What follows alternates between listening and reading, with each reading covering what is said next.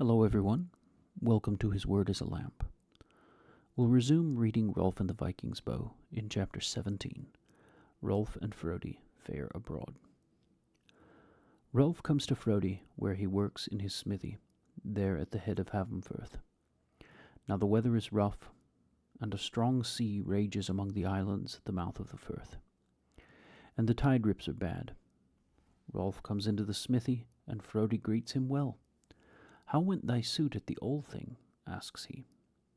Then Rolf tells him all, how he was now an outlaw, and how he escaped, and men are out to catch me.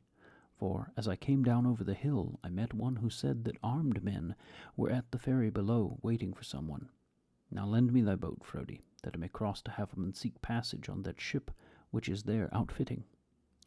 "Remain with me overnight," answered Frodi, "for the wind is rough." But Rolf would not stay. "Then," said Frodi, "I will row with thee to help against the wind, and coming back I can row easily alone." "Thou wouldst thus come into danger for forwarding an outlaw," replied Rolf, and on no account would he suffer Frodi to go. So, perforce, Frodi lent him the boat, and they bade each other Godspeed, and Rolf set out. That was a hard row in the face of the wind, yet Rolf got safely to Havum. Then, desiring that his enemies should think him dead, he set the boat adrift, and the oars separately, and saw the waves carry them from the shore. Then he went on his way to the ship, which was fitting for the outward voyage. And because it was the law that no shipmaster might refuse passage to an outlaw, Rolf was sure of safety. As he went, he met a man of Snorri the priest, and Rolf sent by him a message to his master. "Forget not thy promise to keep my mother till my return." And so he came to the ship, and was sheltered. But that boat drifted across the firth, and the wind and the tide brought it again to Frodi's smithy, where it lay and beat upon the beach. Frodi went out, and drew it up, and knew it as his own, and believed that Rolf was drowned. He went back to his smithy, and sat there weeping.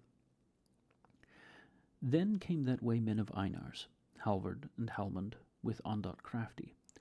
And seeing they were three, and Frodi so mild of temper, they went into the smithy to taunt him with the misfortunes of Rolf. Because he wept, they fell to laughing, and asked him, "Why weepest thou, Whittle Frodi?"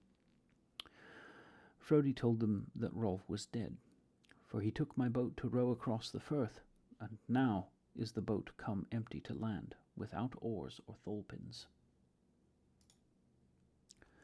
Then they laughed the more, and taunted him grievously, saying they were glad at the news, and mocking his weeping. So Halmund came near, and put his hand on Frodi, calling him a fool. Frodi seized the hand and rose, and they all saw his face was changed. "Never in my life," said Frodi, "have I been angry till now." He drew the man to him and snapped the bones of his arm. Then he raised him and cast him at Halvard, so that the two fell, but Ondott remained standing. "Now, Ondott," quoth Frodi, "here is the whittle which once thou badst me draw. Let us see if it will cut." But when he drew the whittle, Ondott fled, and the others scrambled together out of the smithy. Then Frodi was afraid of the law, for he thought, "They will make me an outlaw for this assault." So he took his boat, and got new oars and thole-pins. Then he fetched his money from his sleeping loft, and fared across Havenfirth to that same ship where Rolf was. Great was his joy when he saw Rolf. "What dost thou here?" asked Rolf. "I will go with thee," answered Frodi. Then he paid the shipmaster his faring, and paid Rolf's also. 2 days thereafter they sailed down Broadfirth, and saw Cragness at a little distance. The cairn of Hrandi was to be seen at the edges of the cliff, but many persons were at work in the field. Rolf knew that his enemies had already set up their household there, but the ship took him, heavy-hearted, east over the sea.